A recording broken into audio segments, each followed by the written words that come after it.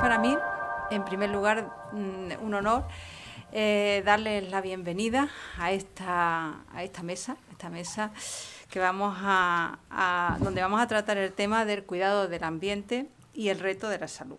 En primer lugar, quiero agradecer, como no, al comité organizador que me haya invitado a moderar esta mesa de diálogo y quiero, pues bueno, presentar a los ponentes que nos van a acompañar. Antes de nada, quisiera hacer un comentario sobre la mesa. La mesa va sobre cambio climático y salud. El cambio climático es un hecho que tiene graves implicaciones en la salud de las personas. Es una evidencia ya que en los últimos 50 años el incremento de las temperaturas ha sido más rápido de lo nunca conocido hasta ahora. Como sociedad comenzamos a tener más conciencia de lo que esta crisis supone sobre la salud de las personas, pero aún no valoramos en su justa medida cuáles son las consecuencias que va a tener. La inacción colectiva y la inacción individual no es una respuesta razonable ni prudente para esta crisis. Los profesionales sanitarios y todos los que tienen alguna responsabilidad en la gestión sanitaria, en la elaboración de leyes y en el diseño y la dirección de estas, la legislación en salud, deben de señalar cuáles son las actuaciones necesarias para dirigir la mitigación y la adaptación al cambio climático y sus efectos sobre la salud de las personas. Con el objetivo de tratar estos temas y de determinar cuáles son las causas de esta crisis, cuáles son las consecuencias sobre la salud de las personas y cuáles serían las acciones que, como sanitarios, debemos de emprender para evitar que el impacto que la actividad sanitaria ya de por sí tiene sobre el cambio climático, quiero presentar a las tres personas que nos van a acompañar en esta mesa, que son expertos en estos temas y que nos van a dar luz y desde distintas ópticas para dar una respuesta a lo que hemos planteado. En primer lugar, Julio Díaz Jiménez es doctor en Ciencias Físicas por la Universidad Complutense de Madrid en la especialidad de Física de la Tierra y el Cosmos. Es profesor en el Instituto de Salud Carlos III y codirector de la Unidad de Referencia en Cambio Climático, Salud y Medio Ambiente Urbano de dicho instituto. Codirector del Observatorio de Cambio Climático y Salud. Ha tenido numerosos premios a lo largo de su carrera, como el Premio Norte-Sur del Consejo de Europa por sus aportaciones al análisis de los impactos del cambio climático en el Mediterráneo. Sus líneas de investigación se centran en el impacto del cambio climático en la salud, en especial en lo referente a la vulnerabilidad y adaptación a las temperaturas extremas. También trabaja en los impactos de la contaminación química y acústica sobre la mortalidad a corto plazo en entornos urbanos y es autor de numerosas publicaciones científicas sobre estos temas. Julio, cuando tú quieras. Muy bien. Bueno, en primer lugar, agradecer, por supuesto, a la Universidad Francisco de Vitoria la invitación. Y bueno, lo que vamos a intentar hacer en estos 20 minutos es un breve repaso sobre los impactos que tiene el cambio climático en la salud humana. El cambio climático, como bien decía Valle, es un problema que no es actual. Es decir, ya en 1850, ya Eunice Foot, que es la persona que por primera vez habla de cambio climático, es decir, una mujer, no Arrhenius ni Tyndall, como se nos dice, es Eunice Foot la que dice que, bueno, que si seguimos emitiendo CO2 a la atmósfera, bueno, pues eso va a tener unas consecuencias en el clima, sobre todo en el aumento de la temperatura. Esto es un problema de física, es decir, el cambio climático se rige por dos ecuaciones, la ley de Planck, que dice que todo cuerpo emite energía en función de su temperatura, y por otro lado, en la ley de Stephen Boltzmann, que dice que esa energía se emite de manera que cuanto más caliente está un cuerpo, más energía emite y con una menor longitud de onda. Lo que ocurre es que el CO2 y otros gases de efecto invernadero permiten la entrada de la longitud de onda corta, la más energética, que viene del Sol, que calienta a 15 grados nuestro suelo, y cuando esa energía de onda larga va a salir, pues el CO2 y otros gases de efecto invernadero pues no dejan que salga. Entonces eso produce un exceso de energía que se está acumulando fundamentalmente en los océanos y un aumento, lógicamente, de la temperatura. Esta temperatura está desbocada, es decir, ahora mismo creo que ayer o antes de ayer salía una nota de Copernicus, de la Organización Meteorológica Mundial, y que nos decía que del mayo del 2003 a mayo del 2004 la temperatura había subido unos 62 grados. Por lo tanto, estamos viviendo un acelerón, como nos dicen varios estudios, ¿no? Se está viviendo un acelerón que está muy por encima, o por lo menos algo por encima de lo esperado. Se estaba hablando que podíamos llegar al 1,5 grados de media en todo el planeta, pues en torno al año 2040, 2050. Los más optimistas decían que el 2100, pero lo que es obvio es que, bueno, ya estamos en el 1,6 y subiendo.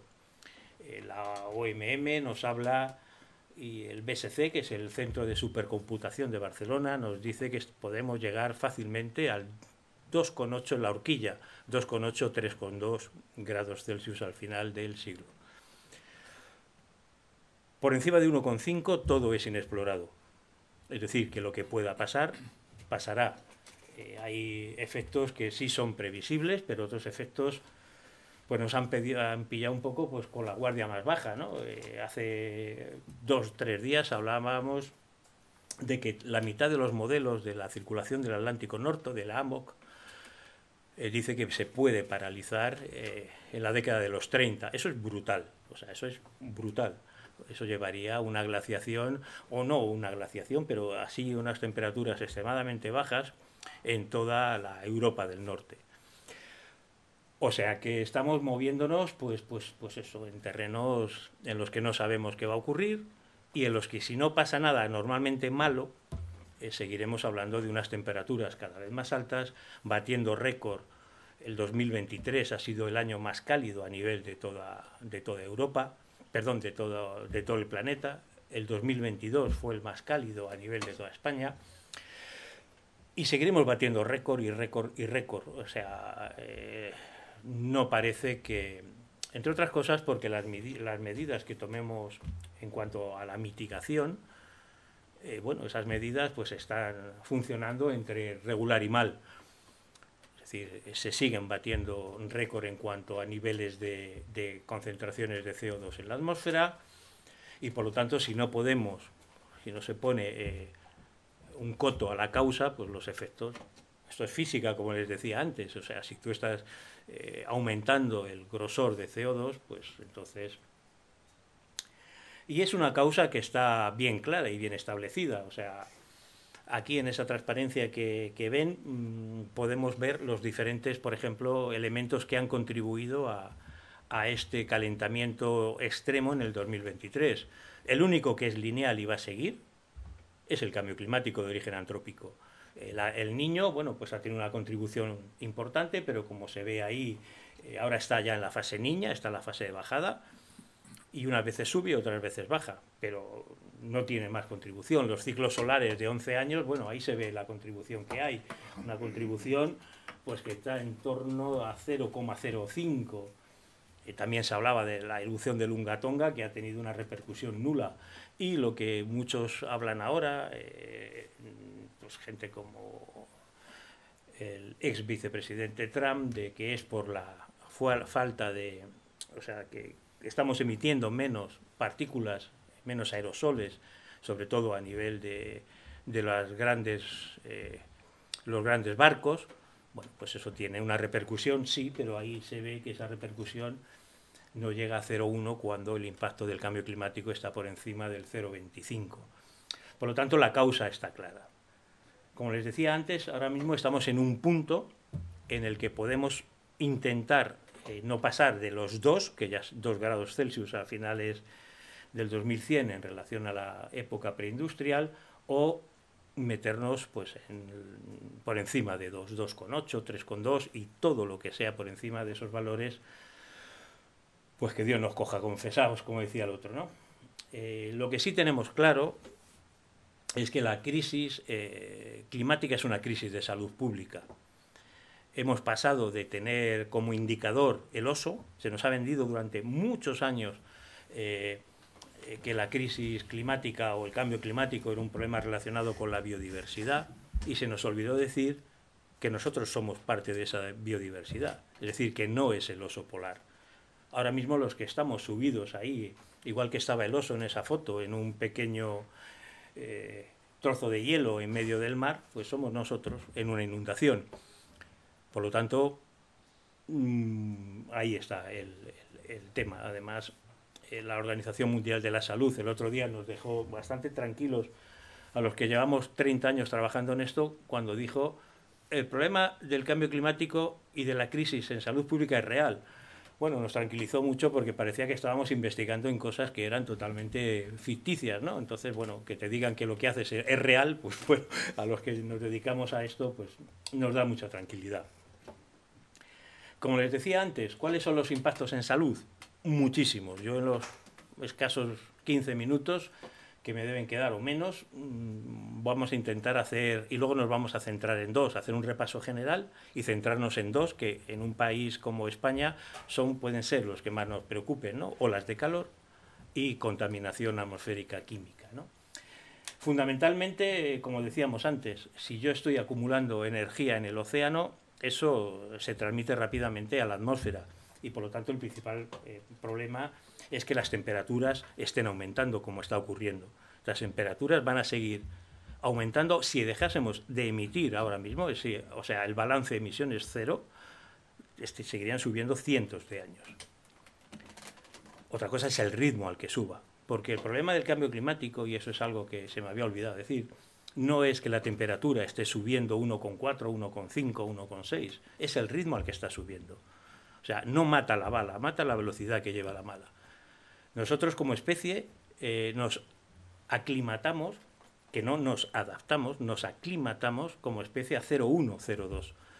Todo lo que esté por encima de esos 0,2 grados por década, España está subiendo la temperatura de los meses de verano a 0,47 grados por década, la previsión es a 0,6 grados por década, todo eso que falta desde el 0,2 al 0,6 lo tenemos que rellenar con medidas que que podemos hacer porque somos una especie inteligente. Eso es lo que se llama la adaptación. La adaptación es lo que me va a permitir sobrevivir si el ritmo de subida de temperatura está muy por encima de 0,2, como está ocurriendo, ¿no? Entonces, les decía que esa subida de temperatura va a tener un efecto claro en mayor número de olas de calor. Las olas de calor cada vez son más intensas, más frecuentes, y sobre todo las olas de calor en salud. La definición que tenemos de ola de calor, como luego veremos, o la que todo el mundo habla, es una definición meteorológica de ola de calor, basada en el percentil 95. Es decir, una definición que no tiene nada que ver con cuando empieza a aumentar la mortalidad atribuible al calor. En algunos lugares esa temperatura es el percentil 95, pero en la inmensa mayoría de ellos, de los lugares, solamente en el 52,7% de los casos, es decir, en la inmensa mayoría de las zonas, esa temperatura está por debajo de la de EMET. Es decir, cuando la Agencia Estatal de Meteorología dice que hay una ola de calor, ya lleva días muriendo gente por calor. Y eso es lo que se está intentando resolver, que estamos intentando resolver en el nuevo plan de prevención ante altas temperaturas. Como les decía, primero, olas de calor cada vez más frecuentes y más intensas. El calor, hay que distinguir muertes por calor de muertes por ola de calor, como luego veremos. Aumento del nivel del mar. El nivel del mar como consecuencia del comportamiento anómalo del agua, es decir, que al aumentar la temperatura aumenta el volumen, y por el derretimiento de los casquetes polares está subiendo. Creo que en los últimos 20 años ya ha subido cerca de, tenía el dato por ahí, 50 centímetros, o sea, una burrada. 50 centímetros, o no me acuerdo del número, creo que eran 50, sí, de subida del nivel del mar lleva 50 metros de retroceso de la costa, algo que sí se está constatando. Eso tiene una consecuencia inmediata, y es que hay muchas ciudades ya que están abandonando, sobre todo las islas del Caribe, y no tan del Caribe, puedo decir, pues por ejemplo, en la zona de Asia también ya hay lugares, Tailandia ya hay lugares que están modificando su Kuala Lumpur, ha cambiado su capital de sitio porque se está negando, ¿no? Entonces, uno de estos principales problemas es la subida del nivel del mar y las inundaciones de los lugares costeros. Dense cuenta que los lugares costeros es donde más población vive. ¿Por qué? Pues porque normalmente tradicionalmente las civilizaciones siempre se han establecido en las proximidades de los grandes ríos. Y además, si sube el nivel del mar, también se salinizan los acuíferos. Por lo tanto, ya no va a haber agua para beber. Si a eso le añadimos que el cambio climático no es una subida lineal, ni de temperatura, ni de nada, todo es caótico, porque la energía acumulada en el mar, esa energía cada vez se utiliza para eventos meteorológicos cada vez más extremos. O sea, si tú con una temperatura a 25 grados, que podía estar antes el Golfo de México, la tienes a 28 o 30 grados, pues antes a lo mejor con 25 grados tenías un huracán de categoría 3, de vez en cuando categoría 4, pero es que ahora ya nos estamos quedando sin categorías para los huracanes, porque cada vez hay más energía acumulada en el océano. ¿Eso a qué nos va a llevar? A un clima extremo. Es decir, hace 2 días, aunque no es un ejemplo de cambio climático, ¿no? Porque el cambio climático no es meteorología, es clima, pero vamos a pasar de olas de calor a olas de frío. Sí, el incremento no es lineal, es en forma de dientes de sierra. Vamos a pasar de sequías a inundaciones. Inundaciones que, por ejemplo, están dejando cientos de muertos, han dejado en Brasil. Están haciendo que regiones, pues, por ejemplo, como Alemania, haya habido cientos o miles de desplazados por esas inundaciones. Por lo tanto, pues eso, inundaciones y sequías. Las sequías, todo el mundo tiene la idea de que las sequías son meteorológicas exclusivamente. No, las sequías tienen impacto en mortalidad. Las sequías tienen impacto directo en mortalidad. Tenemos hechos estudios en España en los que se relaciona con aumento de mortalidad por causas cardiovasculares y respiratorias. No solo ya con aumento en las enfermedades transmitidas por vectores o por alimentos, sino directamente en ese tipo de mortalidad. Incendios forestales. Claro, si tú tienes el suelo reseco o ha habido una gran cantidad de precipitaciones que ha hecho aumentar la vegetación y luego hay una gran sequía, tienes combustibles para esos incendios forestales.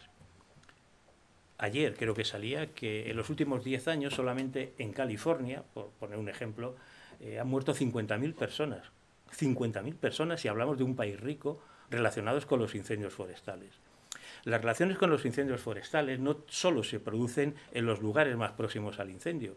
Nosotros estamos haciendo ahora estudios relacionando, bueno, eso ya los hicimos, pero los que estamos haciendo ahora son la incidencia que tienen los incendios forestales en los ingresos por causas mentales, ansiedad y depresión, aún en lugares alejados 300, 400, 500 kilómetros del foco del incendio. Publicamos ya en su día cómo los incendios forestales aumentaban la mortalidad por causas cardiovasculares, respiratorias, por bajo peso al nacer y por partos prematuros.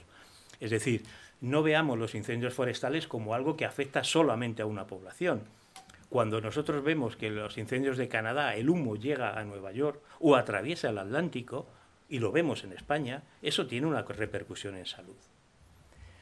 Si esto fuese poco, se están produciendo fundamentalmente, también incide el cambio climático en la contaminación atmosférica.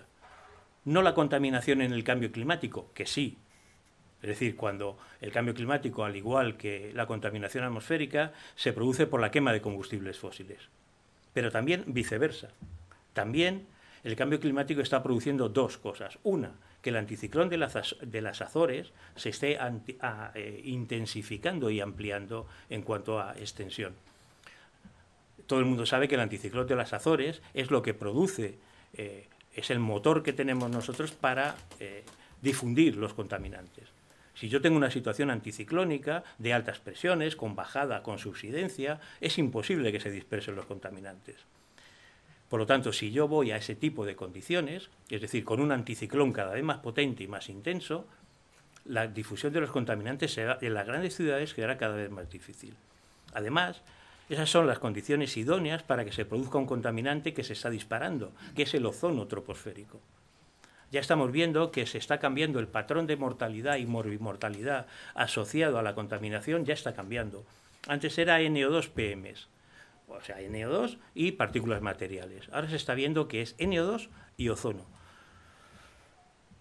Pues parece ser que no pintan bien las cosas en ese sentido. Otra de las cosas que está ocurriendo como consecuencia del cambio climático y la contaminación está relacionado con el aumento de los días de advección de polvo del Sáhara. Cuando hay advección de polvo del Sáhara, está aumentando del orden de un día por década. O sea, eso es muchísimo. Entonces, los últimos 40 años, ¿eso qué tiene como consecuencia? Si hay advección de polvo del Sáhara, partículas materiales, baja humedad, olas de calor, etcétera, etcétera, etcétera. Por lo tanto, como se ve, todo está relacionado. Si por si fuese poco, luego daremos buenas noticias, como si por si esto fuese poco, se están dando las condiciones idóneas al tener inviernos cada vez más templados para que los mosquitos, os hablo del mosquito tigre, por decir alguno, ya no sean, o las enfermedades que ellos transmiten, ya no sean enfermedades importadas, sino que sean enfermedades autóctonas. Ya tenemos dengue autóctono, malaria, tenemos chikungunya, o sea, enfermedades, el virus del Nilo, enfermedades que antes nos parecían exóticas, pero que ya conviven con nosotros. Las enfermedades transmitidas por garrapatas. Por lo tanto, no pinta bien, ¿no? Si a esto le añadimos olas de calor, olas de frío, sequías, inundaciones, tendremos que ver que, y un océano cada vez más caliente, pues tendremos que ver que nuestras fuentes de alimentación, agricultura, ganadería, se están viendo trastocadas. Y nadie se quiere morir de hambre. Si tú donde vives no puedes vivir, ¿qué vas a hacer? Migrar. Por lo tanto, desde mi punto de vista, el gran problema del cambio climático no está en todo lo que yo os he dicho, que es mucho, sino en los refugiados climáticos. Ahora mismo hay más refugiados por el clima que por las guerras. Y eso sigue en aumento. O sea, solo hay que ver el telediario, que gente que vive de Senegal, que vive de África subsahariana, en América Latina, y también refugiados internos. Se está yendo la gente de las zonas rurales a las zonas urbanas. ¿Por qué? Pues porque con la agricultura no pueden subsistir, la agricultura y la ganadería. Por lo tanto, ese va a ser el principal problema desde mi punto de vista. Justo voy, ¿no? Bueno, solamente para dar la buena noticia que he dicho que iba a dar.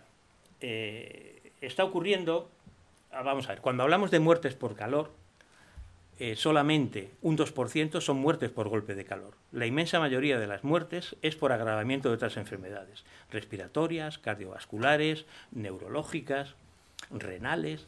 Entonces, eso es lo que hace que la mortalidad en olas de calor se dispare, como tenemos en esta gráfica de aquí. Si tú en esta gráfica, que simplemente son muertes en el eje de las Y y en el eje de las X temperaturas, eso tiene una forma de V. El pico de la V es lo que se llama la temperatura de mínima mortalidad. Esa temperatura de mínima mortalidad no es estática, se está modificando, se está desplazando hacia la derecha. ¿Eso qué nos quiere decir? Que cada vez hace falta más calor, tanto la temperatura de mínima mortalidad como la de ola de calor, que está un poco más arriba, se están desplazando hacia la derecha. Eso lo que me quiere decir es que cada vez hace falta más calor para que la gente fallezca. Eso es un signo de adaptación. Y de hecho, aquí lo tenemos, bueno, esto yo no lo voy a poder contar ya, es cómo ese sería el impacto de cómo ha bajado el impacto del calor en los últimos 30 años en España. Hemos pasado de un impacto del 14% a un impacto del 3% o menos.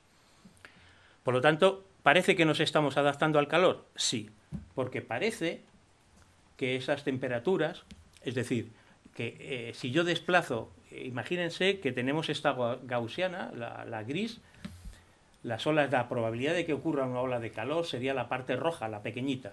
Si yo desplazo 2 grados eso, la probabilidad de que ocurra una ola de calor va a ser mucho mayor. Pero ¿qué ocurre si yo desplazo también la temperatura a la cual se define la ola de calor? Es decir, la temperatura máxima sube 2 grados, pero la gente, en vez de morirse a 36 grados, se muere a 38. Tendría las mismas olas de calor y, por lo tanto, no habría más mortalidad por calor. Es decir, el truco está en que la gente se muera cada vez más tarde, que haga falta cada vez más calor para que la gente fallezca por calor. O que la TMM esa, como les decía, se desplace cada vez más a la derecha. ¿Eso está ocurriendo? Sí. Sí. Por ejemplo, en Madrid, en los años 80, esa TMM estaba en torno a los 28 grados. Ahora está en torno a los 30 grados. Se está desplazando 2 grados. Eso es lo que se llama adaptación. ¿Qué es adaptación? Cuando el ritmo al que sube la temperatura de definición de ola de calor es superior al que sube la temperatura máxima diaria. La temperatura máxima diaria está subiendo en toda España a 0,41. La adaptación a 0,64. España se está adaptando al calor. ¿Homogéneamente? No. Hay lugares, como yo no los veo aquí, pero Córdoba, Huelva, Girona, muy bien, y otros, pues como Valladolid o Ciudad Real, muy mal. ¿De qué depende esa adaptación? Pues de factores socioeconómicos, culturales, económicos, que son los que estamos estudiando. Simplemente, y ya acabo, para tranquilidad de Valle, deciros que desde el punto de vista de la contaminación y de los impactos en salud, lo que menos importa es la mortalidad.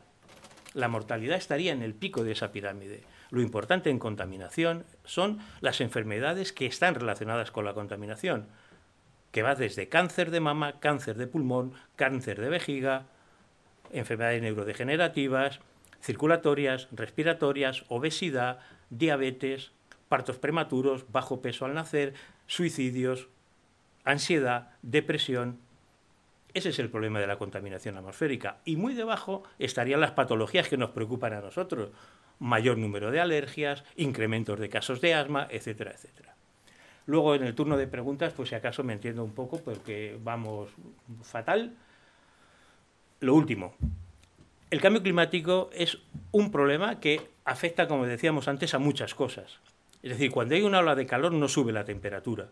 Sabemos que sube la temperatura, pero sube el NO2, suben los incendios forestales, sube el ozono, aumentan las sequías, aumentan las enfermedades transmitidas por vectores. Con esto lo que quiero decir es qué sentido tiene hacer un plan de prevención, y lo digo y trabajo en ello, sobre olas de calor y olvidarme de las PM, del NO2, del ozono, de los incendios. Hay que dar respuestas integradas a problemas integrados. Es decir, un problema complejo que se da a la vez. No tiene sentido centrarse solamente en uno de esos factores. Además que no es el más importante. En olas de calor probablemente no, lo sabemos, es el NO2 y el ozono los que producen más muertes que la propia temperatura. Y con esto lo dejo. Si alguien quiere cualquier artículo, ahí estaría mi correo, j.diaz, y se lo envío con... Vamos, de mil amores. Muy bien, muchísimas gracias. Bueno, pues muchísimas gracias, Julio. Muchas gracias por tu presentación y por darnos esas buenas noticias que a mí me han llegado, de verdad. Que nos hemos adaptado al calor. Es la única que he dado. Me parece genial. Muy bien. Bueno, pues a continuación tenemos a Ángel Nieto Sánchez, que es doctor en medicina con premio extraordinario por la Universidad Complutense de Madrid y especialista en medicina interna. Es médico internista en el Hospital Clínico San Carlos, profesor asociado y coordinador de Medicina Legal y Toxicología en la Facultad de Medicina Francisco de Vitoria y Universidad Complutense de Madrid. En su actividad investigadora destaca en especial su interés por la enfermedad pulmonar obstructiva crónica y por el riesgo cardiovascular, así como la toxicología clínica del abuso de droga y anestésico, contando con multitud de publicaciones y presentaciones en congresos científicos, tanto nacionales como internacionales. Cuando quieras, Ángel. ¿Qué pasas aquí? No, no sé. No puedo ver ahí enfrente. Creo que sí, ¿puedes? ¿Con el pasador? Sí. Sí, muchas gracias. Bueno, buenas tardes. Lo primero que quería era agradecer al comité organizador el que haya contado conmigo. Entre otras razones porque yo no soy un experto. Si están esperando un experto en cambio climático, creo que mi predecesor en la palabra está a años luz de mí. Y de hecho, a la hora de preparar la ponencia y ver un poco cómo era el cambio climático, me hubiera lucido más el pelo si me hubiera leído sus artículos o hubiera ido a alguna conferencia. Yo soy un médico que ve pacientes todos los días, y el objetivo de mi charla va a ser simplemente explicar cómo los clínicos, los que estamos al pie de las camas y en los hospitales y en las guardias y en las urgencias, vivimos lo que está ocurriendo con el cambio climático. No tengo ningún conflicto de interés en cuanto a esta ponencia y ya les digo que me puse yo a buscar cosas sobre el cambio climático dada mi inexperiencia en el tema. Y bueno, pues parece que en los glaciares hay una retracción de los glaciares.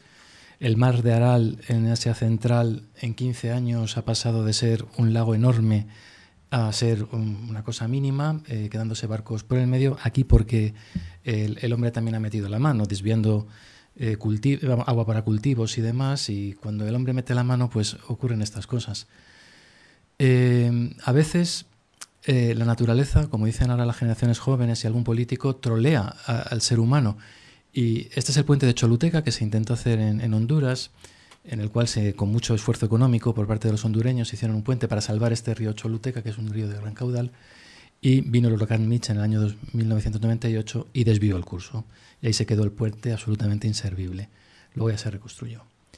Y frente a esto, pues hay como dos actitudes, o yo percibo dos actitudes: los que niegan el cambio climático y lo niegan diciendo que el dióxido de carbono es una cosa muy buena, y otros personajes, como esta chica que está todo el día protestando. Probablemente al que haya que hacer caso sea a los científicos que han investigado en este tema, como el profesor Díaz, y dejarnos de líos, pero parece que hay una serie de hechos irrefutables, ¿no? Y estas conclusiones he sacado yo. Por una parte, que hay un aumento de la temperatura global. En segundo lugar, que están deshelándose los casquetes polares en relación también con el dióxido de carbono atmosférico. Esto, ya también lo comentó el profesor Díaz, hay un incremento del nivel del mar y hay eventos climáticos extremos, inundaciones, terremotos, hay mayor erupciones volcánicas y, por supuesto, muchas olas de calor. De las proyecciones no quiero hablar mucho, sin insistir que la región mediterránea es una región particularmente vulnerable, ¿no? Tanto Portugal como España, como Italia y Grecia, por el riesgo de desertificación, y que estamos en una situación de máxima vulnerabilidad en ese sentido. Y comentar que el organismo humano se adapta, nos lo acaban de decir ahora mismo, se adapta a las temperaturas, entre otras cosas porque el creador nos ha hecho una máquina prácticamente perfecta, ¿no? En el sentido de que nosotros recibimos información de la temperatura y a partir de ahí todo nuestro organismo se pone en marcha a la hora de establecer mecanismos de compensación. Cuando hay calor, nosotros nos vasodilatamos para intentar perder el calor endógeno. Cuando hay frío, nos vasoconstreñimos, se nos cierran las arterias e intentamos retener ese calor endógeno. Y esto solamente a nivel vascular, pero luego en el hígado, en el corazón, a nivel de todos los órganos, hay una repercusión clara de lo que son los efectos físicos térmicos. Cuando estas compensaciones se agotan, aparece la enfermedad. Y el calor pues nos puede producir acción directa, ¿no? Puede quemarnos, nos puede hacer una quemadura, nos puede dar una hipertermia, nos puede dar un golpe de calor, puede haber pacientes que toman neurolépticos, un síndrome neuroléptico maligno, y a veces hay una acción indirecta, que es la pérdida ya de estos mecanismos de compensación. Aparecen cuadros sincopales, aparece agotamiento por calor, aparecen cuadros clínicos muy característicos y lesiones vasculares también muy llamativas. Con las radiaciones pues nos pasa 3/4 de lo mismo. También aparecen alteraciones directas de las radiaciones que soporta el ser humano. Nosotros, la luz que tenemos ahora es la luz visible, hay la luz infrarroja, que es la que nos da calor, y luego todas las radiaciones, diríamos, negativas o malas, que son las radiaciones ultravioletas, que afectan produciendo quemaduras y alguna cuestión más, ¿no? Pueden producir quemaduras, pero el sostenimiento de estas radiaciones también nos pueden producir neoplasias dermatológicas. Hay algunas tendencias ahora hasta incluso a hacerse tatuajes mediante quemaduras, que hablan un poco a veces de la estulticia, ¿no? de algunos. Yo he elegido, para explicar un poco cómo vivimos los médicos el cambio climático, varios impactos clínicos, que ya adelantó antes el profesor Díaz en su charla, y uno son las enfermedades respiratorias. Vamos a hablar también un momentito, porque no nos da el tiempo para más, de las enfermedades alérgicas, enfermedades transmitidas por vectores, las enfermedades cardiovasculares y diremos dos palabras tanto de la salud materno-infantil como de la salud mental. Las enfermedades respiratorias están claras, ¿no? El incremento de la polución, el incremento o variaciones bruscas de la temperatura afectan directamente a nuestras defensas respiratorias. Nuestro tubo respiratorio tiene unos cilios, que son unos pelitos, que intentan sacar las partículas y tanto, sobre todo por el frío, pero también el calor, los paraliza, y no son eficientes y por tanto va todo hacia adentro y puede aparecer enfermedad pulmonar. Se ha hablado del ozono troposférico, la contaminación y las pequeñas partículas, pues, y la inhalación de las pequeñas partículas de los incendios forestales es sumamente importante. Ha cambiado por completo el mapa, aunque esto lo hablaremos ahora de las enfermedades alérgicas, ¿no? De las gramíneas, y varían los vectores. Ahora la tuberculosis también se está incrementando, parece que vive mejor en ámbitos más cálidos. El dengue, como nos han comentado anteriormente, y luego, claro, cuando hay una catástrofe y hay daños de infraestructura, pues aparecen problemas de humedades, exposición a hongos, desnutrición, y todo esto produce enfermedad respiratoria. Ya me han dicho que me gusta mucho la enfermedad pulmonar obstructiva crónica, la EPOC, de la cual no he oído hablar, enfermedad que se produce fundamentalmente por la exposición al tabaco, pero la contaminación es un hecho evidente en la EPOC. Hay más EPOC en ciudades contaminadas que en ciudades no contaminadas. Estamos cambiando también, a veces por las crisis energéticas y las crisis climáticas, los combustibles que utilizamos.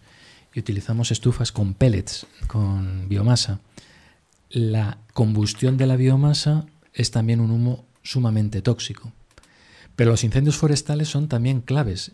Y hay ya múltiples publicaciones que en la zona donde se ha producido el incendio forestal, hasta incluso en muchísimos kilómetros a la redonda, durante el tiempo que ha durado ese incendio forestal y las semanas o incluso meses sucesivos, hay mayores exacerbaciones de EPOC. Es tanto la contaminación ambiental como los cambios de la temperatura muy importantes en la clave de bóveda de la enfermedad, que es la exacerbación. Pero a veces los médicos también tenemos mucho que decir y que ver. También nosotros contaminamos. La EPOC, por ejemplo, se trata con inhaladores, como supongo que saben, se tratan con inhaladores que abren los bronquios fundamentalmente.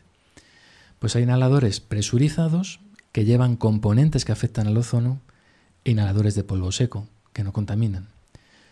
Pues la tendencia, puesto que a veces manejamos pacientes ancianos y demás, es utilizar el inhalador presurizado para que el paciente no tenga que hacer esfuerzo. Y esto, los ingleses hacen cálculos y te dicen que en su país, creo que en un plazo de 5 años, utilizar inhaladores presurizados sería como si un avión estuviera volando entre Madrid y Londres 13.000 veces en contaminación. Y dicen que sigamos las guías NICE, que utilicemos menos inhaladores presurizados, utilicemos más polvo seco, que eso tendrá beneficios en la sociedad, pues a nivel de la emisión de gas, a nivel de preservación de agua y de regeneración y reciclado de residuos. De las enfermedades alérgicas, hay este artículo de Nasicas interesantísimo que habla de todas y cada uno de los cambios que ha habido en el patrón alérgico en relación con el cambio climático y la contaminación. En resumen, las altas temperaturas pues van a producir una mayor polinización. Polinización además en estaciones distintas. Ahora mismo, y los que sean alérgicos, yo que lo soy, en enero estamos desesperados, ¿no? Cuando antes esta polinización y esta afectación alérgica era mucho más tardía. El dióxido de carbono es combustible para los fenómenos alérgicos y para los alergenos, y hay más dióxido de carbono. Los eventos climáticos extremos pueden hacer que se desplacen de una forma masiva determinados alergenos. Y esto, junto con la contaminación, puede incrementar la exacerbación respiratoria. Y cambian los alergenos locales. Si los alergólogos de la franja mediterránea que veíamos antes saben perfectamente cómo funciona la alergia al olivo y cómo se maneja. Pero es que ahora hay alergia al olivo en Suecia, en Dinamarca, incluso en Islandia, sin que tengan un olivo plantado en toda la zona. Es decir, se ha desplazado el polen y se ha ido hacia allá. Los vectores. Ha cambiado también el patrón de los vectores. Tenemos mosquitos que no teníamos antes. También a veces con las migraciones y con los fenómenos migratorios, que también hacía antes énfasis el profesor Díaz de una forma muy acertada, también cambia, porque a veces en las pateras vienen estos insectos, vienen animales tóxicos, etcétera. Han entrado especies distintas. Este es un nido de avispa asiática que tienen una auténtica plaga en Galicia. Ahora mismo están también desesperados en Galicia por la invasión de esta especie que no es favorable, ¿no? Esto hace que tengamos enfermedades distintas que no conocíamos y que nos estamos acostumbrando a manejar, como el dengue, el zika, chikungunya, que algunos vectores, como las garrapatas, viven mucho mejor con el calor, y las enfermedades de Lyme se transmiten, que es una borreliosis, que es otra enfermedad infecciosa, se transmite con mucha más facilidad. Se hace más tiempo contagiosos estos vectores. La deforestación, en este sentido, la franja mediterránea es muy peligrosa porque permite que estos vectores avancen de una forma clara, y el cambio en los vectores y en las especies invasoras puede también afectar a la alimentación. Los gallegos, todas las colmenas de miel se las está diezmando la avispa asiática, y tienen programas para intentar contenerla. Las enfermedades cardiovasculares, la hipertensión, la diabetes, la enfermedad renal crónica, la arteriopatía periférica, todas estas enfermedades dependen clarísimamente del cambio climático. Y uno pensará, ¿por qué? ¿Por qué la diabetes va a depender de que haya más contaminación o que haya más calor? Pues Rajagopal, que es este señor indio, que publicó el año pasado en el New England, hace 2 años, en el New England, este artículo también muy interesante, en el cual explicaba cómo se produce la afectación arterial. Y es que las inhalaciones de las pequeñas partículas pasan por la vía respiratoria, pero producen inflamación sistémica. Esa inflamación sistémica sobre ya las placas de ateroma, que están constituidas por colesterol o por hipertensión, se pueden fracturar con la inflamación y producir un ictus, un infarto, una arteriopatía periférica. Se pueden producir múltiples enfermedades. En este sentido, la deshidratación y el estrés vascular, se me ocurre también que, por ejemplo, en una inundación o en un evento climático extremo, pues el acceso a un sistema sanitario de forma rápida pues no es eficiente, ¿no? Y puede haber también mortalidad en este sentido. Y las enfermedades infecciosas cambian. Hay enfermedades infecciosas que se producen de una manera transmitidas por vectores, pero que al mismo tiempo afectan directamente al corazón. El Zika puede producir afectación cardíaca y que pueden en un momento dado producir daño miocárdico directo. Los niños son población vulnerable, y son población vulnerable porque los mecanismos de compensación que tienen son muy inferiores a los de los adultos, los mecanismos de compensación que veíamos antes. Y fundamentalmente, por poner 2 ejemplos, pues ha habido cambio en el patrón alérgico, ha habido cambio en las barreras epidérmicas. No sé si han oído hablar de la esofagitis eosinofílica, que es también otra enfermedad totalmente emergente, que es una inflamación, lo llaman el asma esofágico. Pues parece que también tiene relación con cambios en los patrones alergénicos y en los cambios climáticos, ¿no? Y sobre todo, al tener menor capacidad y vulnerabilidad por menor reserva, pueden tener también más enfermedad.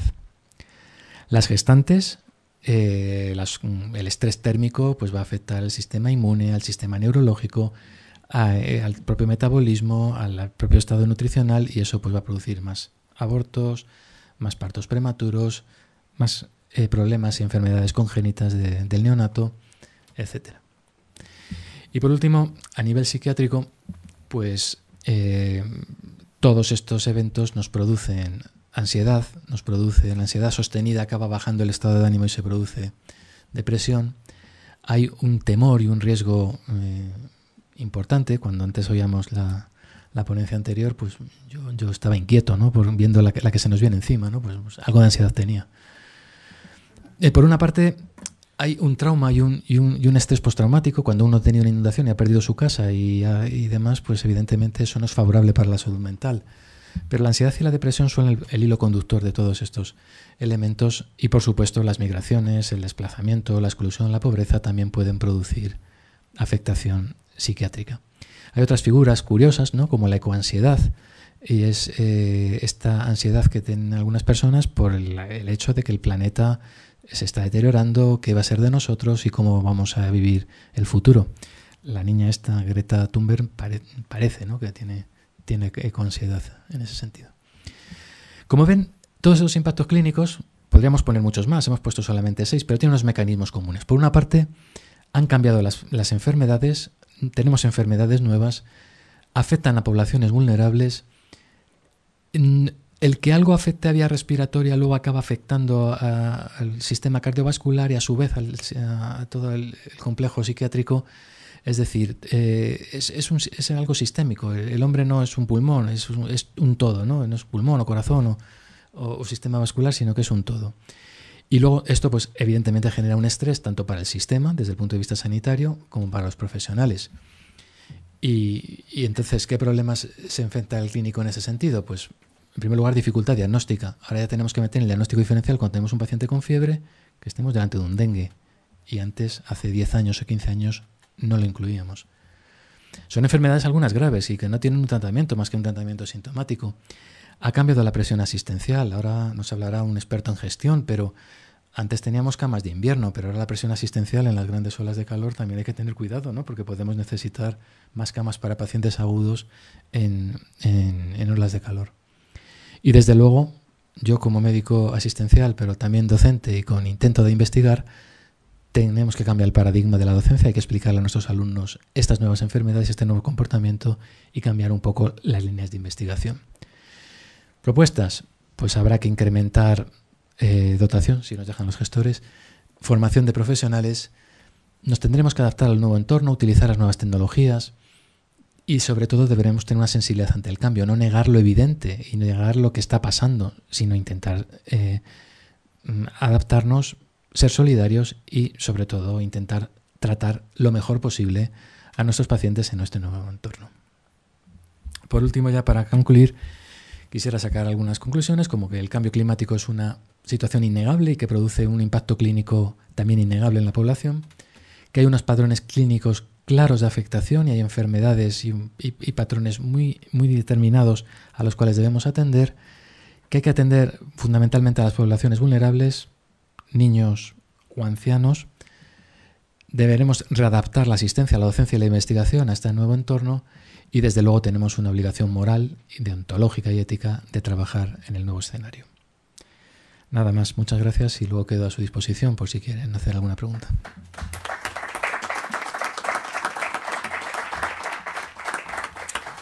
Muchísimas gracias, Ángel, por tu exposición. Y ahora, por último, tenemos a nuestro tercer ponente, Juan Pablo García Capello Pérez. Es licenciado en Medicina y Cirugía por la Universidad de Cantabria, máster en Alta Dirección de Instituciones Sanitarias por la Universidad de Alcalá y máster en Derecho Sanitario y Bioética por la Universidad Europea de Madrid. Ha ocupado varios puestos directivos en el SUMA 112 y hospitales del SERMAS, director gerente en el Hospital de Guadarrama, Hospital Universitario de Henares y Hospital Universitario del Escorial. Cuando quieras. Wow. Bueno, ante todo, dar las gracias a los organizadores por contar con mi presencia y yo creo que voy a dar una visión totalmente distinta a la que han dado el profesor Díaz y el doctor Nieto sobre el tema de la protección del medio ambiente y, digamos, su impacto en la salud, que es desde el punto de vista de lo que es el sector salud dentro de ese propio peligro que corre nuestro medio ambiente, ¿no?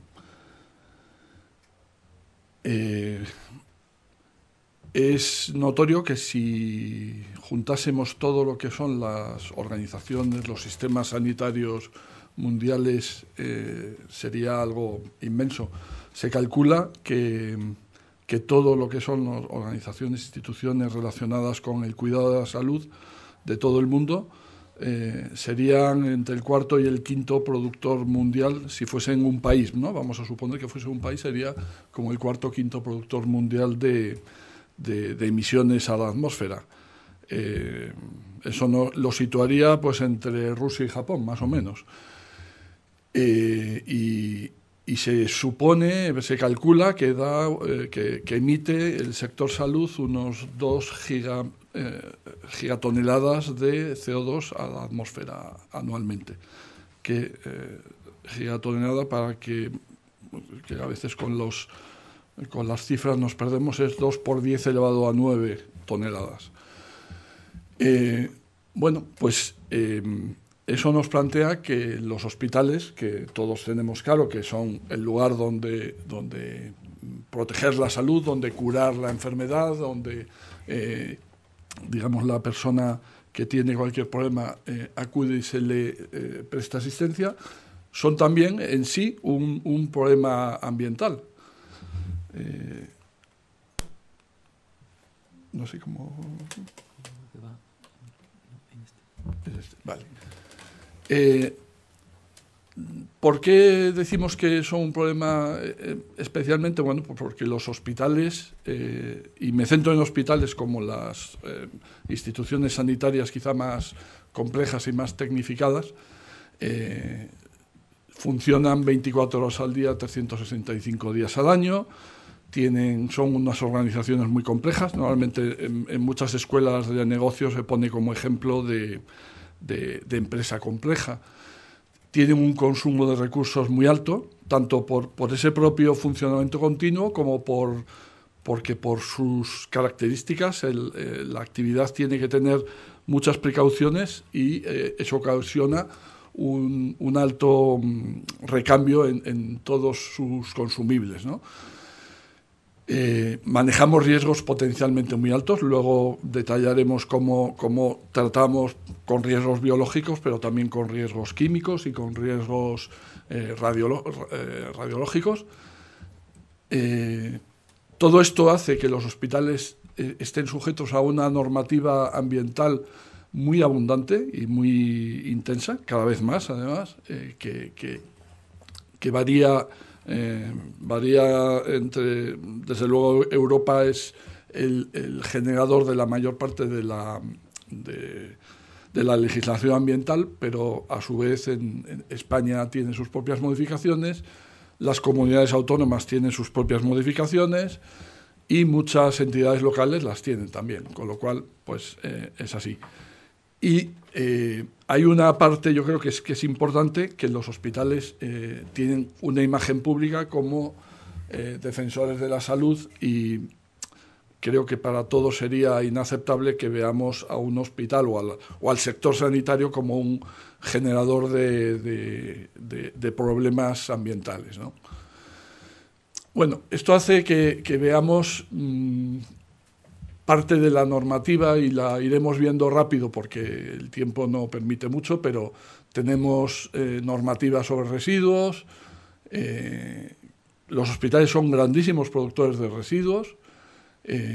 Tenemos residuos desde los sanitarios no específicos, que bueno, pues son, como veis aquí, residuos sin una especial peligrosidad, pero que sí que generan gran cantidad, porque en el hospital se utiliza mucho material desechable, se utiliza mucho plástico. Denostamos el plástico, ¿no? Pero cuando llegó la epidemia de COVID, todos suspirábamos por los EPIs, que en gran medida eran plástico. O sea que la humanidad con el plástico tiene una relación de amor-odio que esperemos que pueda con los años ir modulando. En este tipo de residuo, ¿qué es lo fundamental que debemos hacer? Bueno, lo principal es reducir en todo lo posible, utilizar materiales menos contaminantes, más reciclables o más biodegradables, pero hasta cierto punto, como digo, o sea, está bien que el palito de dar vueltas al café de la máquina no sea de plástico, pero un catéter, pues si tiene que ser de plástico, que lo sea. En el grupo 2 de residuos están residuos sanitarios específicos, que ya son residuos que tienen una peligrosidad, bien por su propia condición física, son punzantes o cortantes, pero también hay residuos biológicos, hay residuos orgánicos, digamos, de entidad menor a los que estarían sujetos a la sanidad mortuoria, que es la que regula digamos, el destino de los cadáveres o de los restos anatómicos de cierta esencia, ¿no? De cierta... y como digo, bueno, pues este tipo de residuos ya requiere un tratamiento mucho más complejo. De hecho, cualquier institución sanitaria, para poderse instalar legalmente, una de las cosas que necesita es tener un contrato con una empresa gestora de residuos. Y esto es, como digo, una de las premisas fundamentales. ¿Por qué? Porque todos estos residuos tienen que ir perfectamente colocados en contenedores, tienen que ir perfectamente contenidos, deben de almacenarse en sitios seguros y gestionarse como digo, por estas empresas que lo primero que hacen es incinerar estos recursos y después incluso triturarlos hasta restos ya indetectables que ya podrían tratarse como otros residuos urbanos normales, ¿no? Hay un tercer grupo de residuos sanitarios de naturaleza no biológica y mezclas de estos que incluyen muchos residuos de los que utilizamos a diario en los hospitales, como medicamentos citotóxicos, citostáticos, que tienen una gran peligrosidad ambiental. Muchos de estos medicamentos o principios químicos, si fuesen liberados al medio ambiente, incluso en cantidades muy pequeñas, podrían tener efectos devastadores. Entonces también tienen que ser manejados, como digo, por empresas con unos especiales planes para gestionar estos residuos. Bueno, después os podéis imaginar que los hospitales, como grandes instituciones que son, algunos los hay de todos tamaños, yo en el que estoy no es un gran hospital, pero hay hospitales que son auténticas mini ciudades, pues producen residuos de obras. ¿Qué hospital no está en obras siempre, no? Producen residuos químicos no por cuestiones ya relacionadas con la asistencia, sino relacionadas con los procesos industriales que se generan en él, etcétera. Y luego veremos algunos de estos, los que tienen más significación. Un aspecto muy importante de los hospitales y de los que más quebraderos de cabeza nos ocasiona siempre desde el punto de vista legal son los vertidos de las aguas residuales de los centros sanitarios, ¿no? Hay dos tipos de vertidos. El más común, que es el verter a la red de saneamiento, es decir, al alcantarillado de la localidad en la que está. Esto requiere, hay que habilitar unas arquetas terminales, donde una arqueta que ya reúne todo el flujo de aguas residuales antes de incorporarse a la red de saneamiento. Y en estas arquetas se hacen una serie de mediciones que dependiendo como digo, varía dependiendo de las localidades, etcétera, pero unas mediciones muy exhaustivas y muy exigentes. Cuando hablamos de vertido a cauce, que es una situación menos común, pero que ocurre a veces por la situación de los centros sanitarios, es decir, ya no el centro sanitario no verte a una red de alcantarillado, sino que lo está haciendo a un cauce de un río o a un lago o a un agua subterránea, y en este caso pues las exigencias, como digo, son mucho mayores, ¿no? Aquí tenemos parámetros orientativos, porque ya digo que no son fijos, de lo que se exige en una red y otra, y como veis, pues por ejemplo, la demanda bioquímica de oxígeno a los 5 días, que es una medición que informa sobre la cantidad de materia orgánica que hay en el agua, pues es 20 veces más, puede ser 20 veces superior en la red de saneamiento que cuando se verte directamente, ¿no? Y esas proporciones variables, pero siempre son mucho mayores. El DQO sería la demanda química de oxígeno, que está más relacionada con las sustancias químicas que arrastra ese agua, y SST son los sólidos suspendidos totales, que tienen mucho que ver también con toda la actividad orgánica que arrastra ese agua, igual que el fósforo o el nitrógeno totales, ¿no? Han hablado mis predecesores de la importancia de las emisiones atmosféricas, pues también, como decía, los hospitales son a veces grandes emisores tanto de CO2 como de algunos contaminantes a la atmósfera. Y en esto, bueno, la normativa cada vez es más exigente. Hace años había muchos hospitales que tenían la calefacción por carbón, posteriormente por gasoil. Hoy en día ya prácticamente todas las calefacciones son de gas, que el gas sigue generando CO2 a la atmósfera, pero no así de otro tipo de contaminantes, o por lo menos en mucha menor medida. Es muy importante también la propia construcción de los edificios. Un edificio construido con parámetros de sostenibilidad ambiental puede consumir hasta la mitad de energía para mantener tanto el calor en invierno o el frío en verano que una construcción que no lo sea, ¿no? Bueno, aquí veis La Paz, que al lado de las torres parece casi una cabaña, pero bueno, es un hospital que, como os podéis imaginar, pues es un productor en esa zona de contaminación atmosférica importante. Muy importantes son las instalaciones radioactivas, que tienen también una peligrosidad ambiental, tanto, en los hospitales, diciéndolo rápido, pues utilizamos fundamentalmente la radioactividad, las radiaciones ionizantes se utilizan con fines diagnósticos por los servicios de radiodiagnóstico. Hay sustancias que utilizan los departamentos de medicina nuclear tanto con fines diagnósticos como terapéuticos.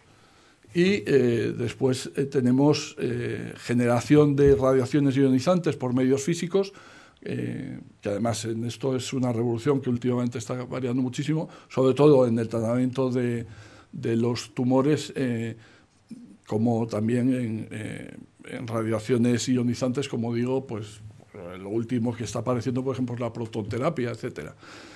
Todo esto, como digo, son elementos muy útiles, diagnósticos y terapéuticos, pero que tienen una gran peligrosidad.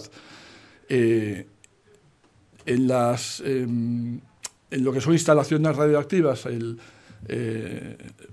esta seguridad nuclear que se ocupa de, previamente a cualquier instalación, a la puesta en marcha de cualquier instalación, se hacen mediciones que requieren para asegurar que el aislamiento radiológico que se ha hecho en las instalaciones es suficiente, y que, como podéis imaginaros, no tiene nada que ver el que requiere un equipo de radiología convencional a lo que requiere un equipo de tratamiento, un acelerador de partículas para tratar tumores que están instalados en auténticos búnkeres, ¿no? para que la radiación no afecte a zonas donde no debe afectar.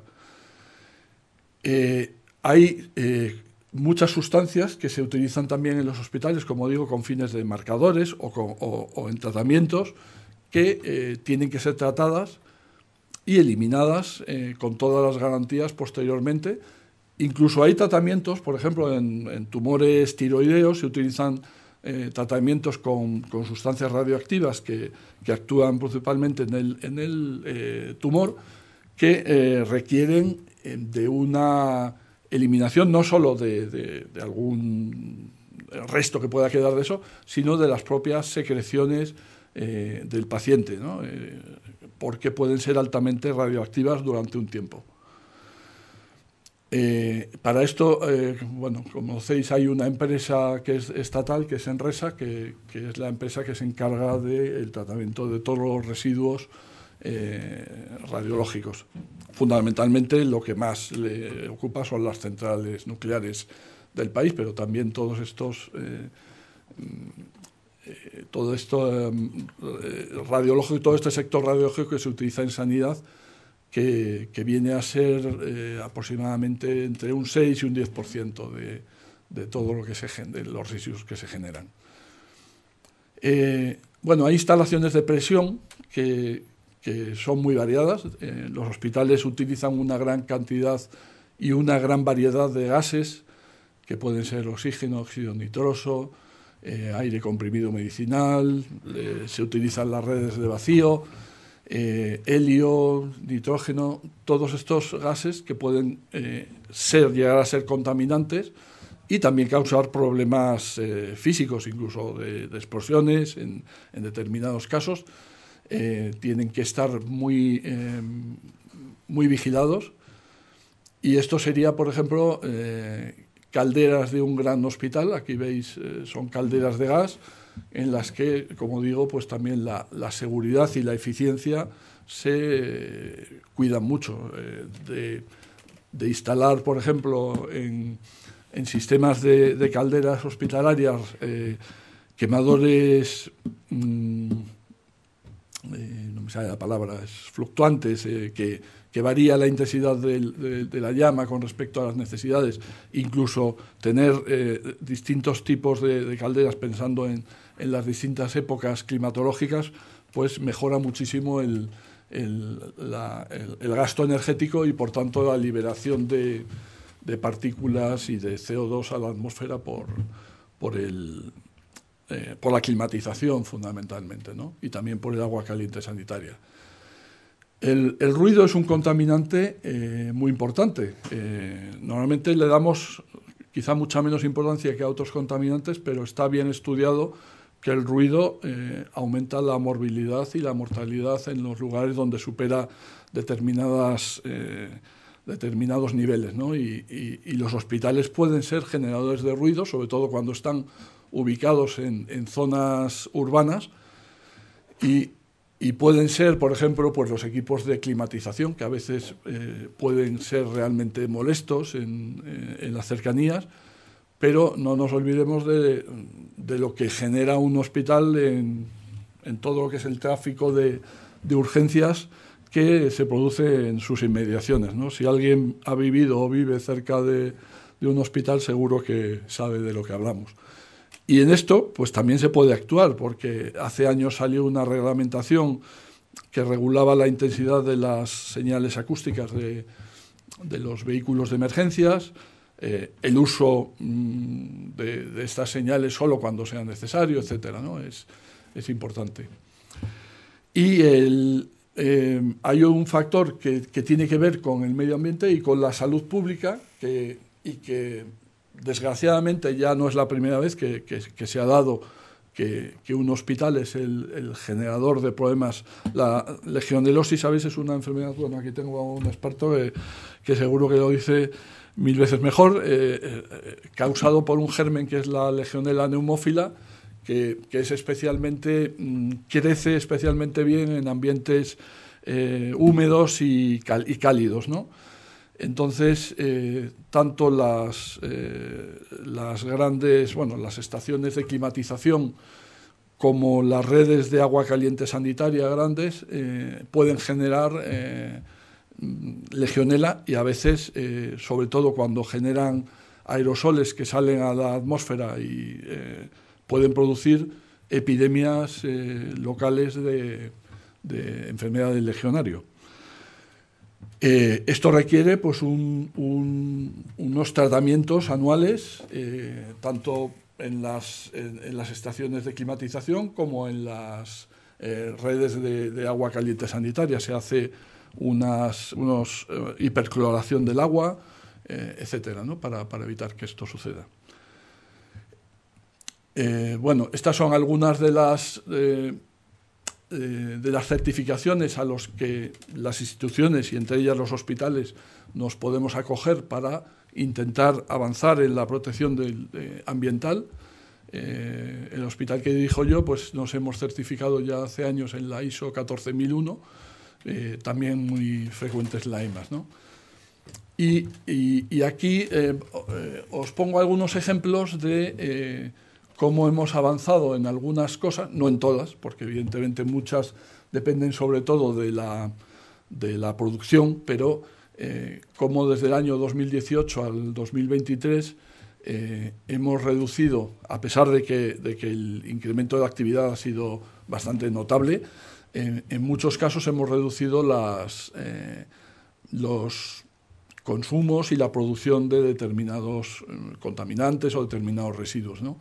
Veis como, por ejemplo, en electricidad, bueno, gasoil prácticamente no se utiliza, es solamente para los grupos electrógenos y poco más, pero el consumo de gas natural, por ejemplo, ha variado. Es verdad que en el consumo de gas, tanto para en calefacción y en el de electricidad para climatización, influye muchísimo la climatología. Pero bueno, es verdad que a base de políticas activas hemos reducido bastante y muy importante, ya acabando, como veis, el porcentaje de residuos reciclados ha pasado de algo menos del 9% a más del 21%, ¿no? Eso es importante y es sobre todo a base de reciclar y gestionar residuos. Y bueno, este es el hospital en el que estamos, que tenemos una especial, yo creo que cercanía a lo que es un ambiente deseable. Estamos en la ladera del Monte de Abantos, en el municipio de San Lorenzo del Escorial, y eso que veis es un robledal, un bosque de robles, y bueno, es un lugar privilegiado, ¿no? Y nada más, gracias por vuestra atención. Muchas gracias, Juan Pablo. Y ahora, pues, preguntas para los ponentes. Chema. Bueno, en primer lugar, muchísimas gracias y enhorabuena a los ponentes porque me ha encantado, ¿no? Tengo una pregunta para cada uno de ustedes. No sé si hace falta. Que tengo una pregunta para cada uno de ustedes. Bueno, en el caso del doctor Díaz, ¿no? Todavía existe gente que realmente no se cree que estemos en un escenario de cambio climático. Mantengo debates a veces con algunas personas así, pero realmente, en fin, que lo niegan con vehemencia, a pesar de que yo normalmente le suelo devolver la pelota diciendo, bueno, a lo mejor usted no cree en esto, pero realmente estamos viendo consecuencias. Es decir, ¿qué papel podían jugar los investigadores como usted en lo que puede ser la transmisión, más allá de lo que es la investigación y demás, para, en fin, hacer que estos terraplanistas al final entren en consideración? Porque a veces son personas que tienen una gran influencia desde el tipo de vista político, ¿no? Yo no sé si hago la pregunta a cada uno o los hago globales, como usted quiera. Hago todas. Vamos a ver, yo trabajo en la Comunidad de Madrid en salud pública. Hace más de 30 años que montamos la red de polen de la Comunidad de Madrid. Le hago dos preguntas, ¿no? Una, si realmente, porque lo enviamos a todos los centros de atención primaria, a todas las gerencias de atención primaria, bueno, ¿verdad? Y a todos los hospitales, los boletines que elaboramos, ¿no? Que no sé si les llega o no les llega, porque claro, es un trabajo impro y demás, ¿no? Lo digo porque en relación un poco a lo que comentaba de que se habían ampliado evidentemente los plazos en función de los niveles de CO2, en función de las mejores condiciones climáticas, ¿no? Lo que podían ser los periodos de floración, sobre todo de las plantas alergénicas, ¿no?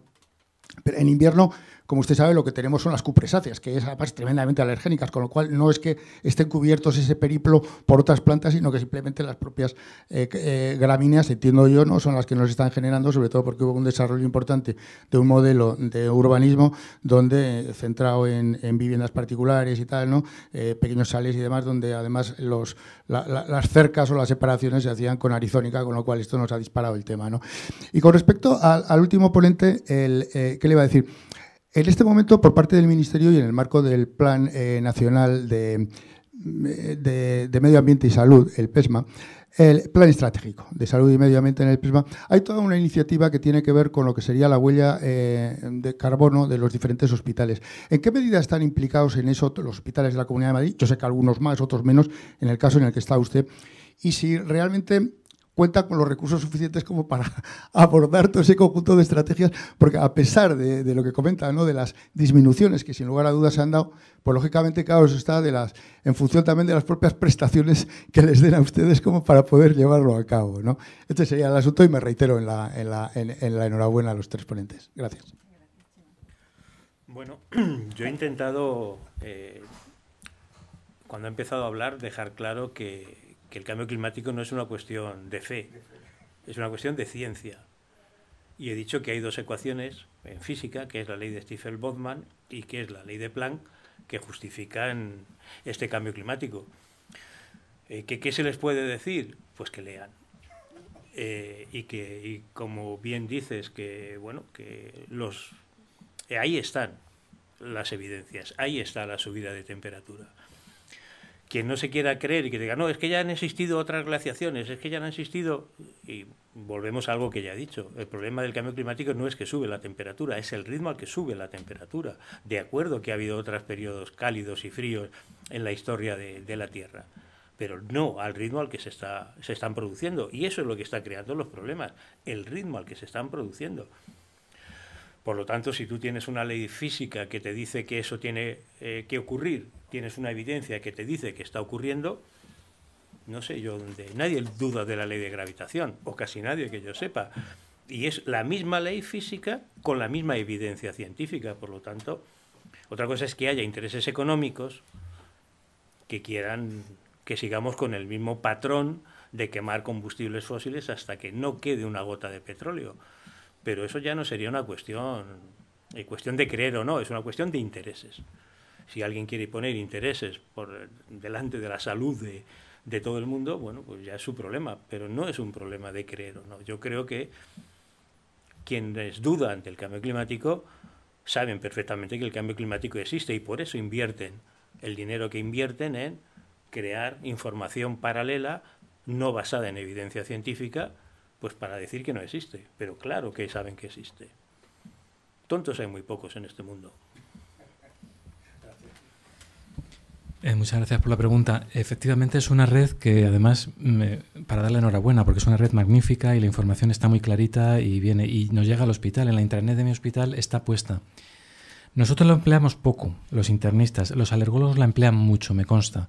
Y les sirve hasta incluso para plantear algunas estrategias. Pero nosotros es que ya nos viene dado. Es decir, si se incrementan los niveles de polen, yo como médico clínico no puedo hacer mucho. Como polínico sí, protegerme, pero como médico clínico puedo hacer muy poquito. Los alergólogos sí que pueden hacer estrategias de prevención, pero nos pasa un poco como ahora mismo hay un aumento de presión asistencial porque hay un incremento de casos de COVID, pero no podemos hacer mucho que no sea saber que está el COVID ahí, pues saber que hay más alergia en un momento determinado y que vamos a tener más pacientes con broncoespasmos, con problemas asmáticos, con descompensaciones de EPOC, etcétera. Con respecto a la pregunta que me dirigía, es verdad que desgraciadamente no creo que ahora mismo sea una prioridad para los hospitales que manejamos recursos siempre insuficientes, ¿no? Y no es donde los dirigimos fundamentalmente, pero creo que sí que todos trabajamos en cuestiones relacionadas con intentar disminuir la huella ambiental de nuestro sector, ¿no? Hay cosas que podemos hacer que son muy sencillas. El fomentar el teletrabajo, por ejemplo, en los hospitales. Sabemos que el teletrabajo en el sector sanitario es limitado. Una enfermera no puede atender desde su casa al paciente, pero sí hay una posibilidad de teletrabajo tanto en personal no sanitario como incluso en personal sanitario en determinado tipo o sea, no es lo mismo una primera consulta que, por ejemplo, una consulta de resultados que yo creo, especialmente cuando los resultados son tranquilizantes, vamos a decir, o tranquilizadores, puede ser telefónica, ¿no? O una consulta de seguimiento rutinaria de pacientes. Eso puede evitar, desde luego, el desplazamiento de los profesionales al centro o no, depende, porque se puede teletrabajar desde el centro o desde casa, pero desde luego puede evitar el desplazamiento de usuarios a los centros, ¿no? Esa es una posibilidad. Desde luego los hospitales, y el hospital que yo dirijo, pues hemos hecho hace poco un concurso para generación de energía fotovoltaica, utilizando pues unas parcelas donde podemos instalarla, con la intención de ser más respetuosos con el medio ambiente y tener esa generación. Y además nos permite intentar restar uno de esos, ¿cómo decir?, de esa esquizofrenia que tiene la Administración, porque la Comunidad de Madrid ha hecho una normativa muy, muy exigente en creación de plazas para vehículos eléctricos en aparcamientos públicos, que ahora mismo no recuerdo si son 5% en el caso de entes privados, pero creo recordar que es 20 por cada 100 en hospitales, vamos, en centros públicos, incluidos hospitales. Eso está muy bien, pero no nos ponen ni un céntimo de euro para ello, con lo cual nos crean un problema. Entonces, nosotros hemos ligado a ese contrato la creación de plazas para vehículos eléctricos, que bueno, pues va a permitir, desde luego no vamos a llegar al ratio que deberíamos llegar, pero bueno, algo es algo. Creo que posibilidades hay muchas. O sea, todos en nuestra vida cotidiana tenemos posibilidades de reducir nuestra huella climática, ¿no? Cuando uno decide irse de vacaciones a Nueva Zelanda o a la costa valenciana, pues está tomando una decisión que afecta al medio ambiente. Cuando uno se compra un coche así o asá, cuando uno pone el termostato de su casa a temperatura, y desde luego las organizaciones sanitarias no somos una excepción. En el trabajo cotidiano se pueden hacer muchas cosas que mejoren esta eficiencia, ¿no? Y sí, o sea, la respuesta es que sí hay líneas de trabajo institucionales, pero digamos que con medios muy limitados. Muchas gracias, Juan. ¿Alguna pregunta más? Bueno, muchas gracias por las 3 intervenciones, han sido súper interesantes. Y bueno, yo soy de la rama de comunicación y bueno, como decía Ángel, que había una parte de negacionistas y luego estaban los fans, ¿no? Bueno, yo creo que ahí siento un poco porque, en fin, miras las encuestas, ¿no?, de percepción social de la ciencia y concretamente la parte de cambio climático y consideración del medio ambiente, y la mayoría, por lo menos de los españoles, estamos vamos, que no somos negacionistas, y gracias a Dios, y aunque sí que hay, ¿no?, pero que no somos la mayoría de los españoles negacionistas del cambio climático. Pero bueno, sí que es verdad que hay como un problema de falta de conocimiento y como mucha desinformación, y entonces mi pregunta iba por ahí. O sea, si se están dando, o sea, informaciones tan interesantes como las que estaban dando, ¿no?, pues, en fin, la relación directa entre los incendios y enfermedades o la diabetes, en fin, enfermedades que son tan extendidas. No sé aquí cómo lo ven ustedes. Aquí, ¿qué está pasando? ¿No se está comunicando esto bien? O sea, la gente no relaciona con su día a día el cambio climático con problemas que tienen en su día a día. Y yo creo que es un problema de información. Entonces, bueno, ¿cómo lo ven ustedes? Y desde las instituciones de las que ustedes vienen, pues si se hace algo en este sentido en cuanto a comunicación. Empiezo yo. Bueno, yo creo que ahí está parte de la pregunta que antes hacía Chema Ordóñez. Yo creo que hay intereses creados en dar esa información de forma tergiversada. Yo creo, me refiero a dar el mismo peso en una entrevista a la opinión del científico que dar el mismo peso a la opinión de la persona que pasa por la calle. Eso no puede ser así. O sea, tú no puedes poner al mismo nivel un experto que te está hablando sobre los impactos del cambio climático, ponerlo al mismo nivel que la percepción que tiene una persona que está en la calle. Y eso sucede prácticamente en la inmensa mayoría de las piezas que se ponen en televisión española, o la información que se da, o la de calor, la gente en la playa. 25 grados en abril, temperaturas ideales para ir a la playa y las terracitas y tal. Yo creo que se está muchas veces menospreciando el papel que tiene la ciencia y se está poniendo otros tipos de intereses. Entonces, lo que se tiene que transmitir es cuando haya una ola de calor, pues ¿por qué no pone usted a un jornalero sudando en vez de a un señor tomándose una cervecita en la playa? Entonces yo creo que hay formas de transmitir esa información. Yo estoy de acuerdo con usted o contigo que evidentemente no somos negacionistas en España, eso está clarísimo. El 97% creo que es el porcentaje, las personas creen en el cambio climático. También es verdad que lo que estamos intentando nosotros somos conscientes de lo que has dicho, que son los médicos.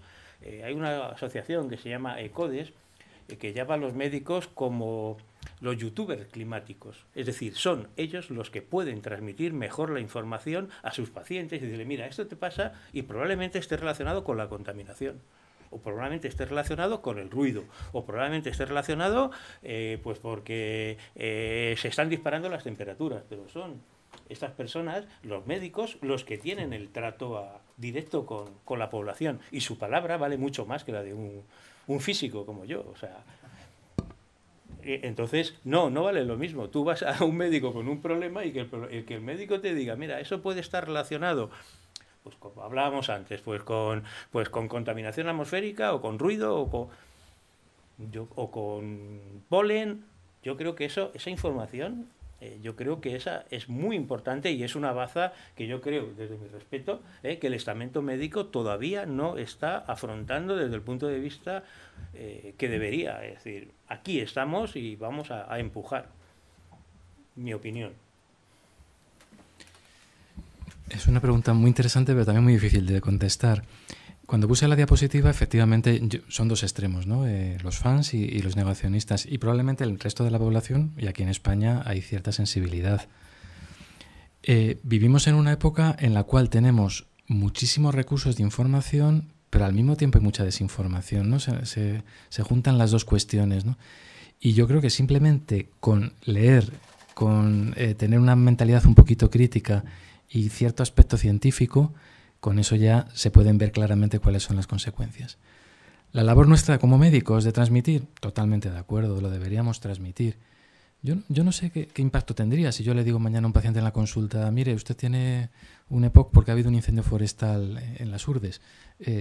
A lo mejor eso no le llega, pero bueno, probablemente a base de hablar y hablar, pues irá calando en la población. Pero sí que es cierto que nos manejamos con unos niveles de desinformación muy altos, y a veces también con mucha información muy sesgada, ¿no?, hacia los objetivos que quieren los presuntos comunicadores transmitirnos.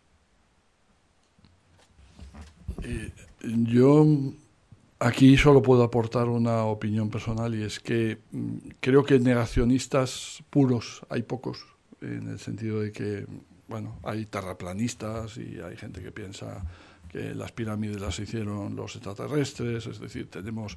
Y además las redes sociales facilitan que esta gente que antes, como decían, ¿no?, cada tonto tenía su pueblo, y ahora todos los tontos de los pueblos están unidos por las redes sociales, ¿no? Eso ya, pues es una cosa quizá que marca nuestro mundo actual, y la globalización tiene cierta importancia.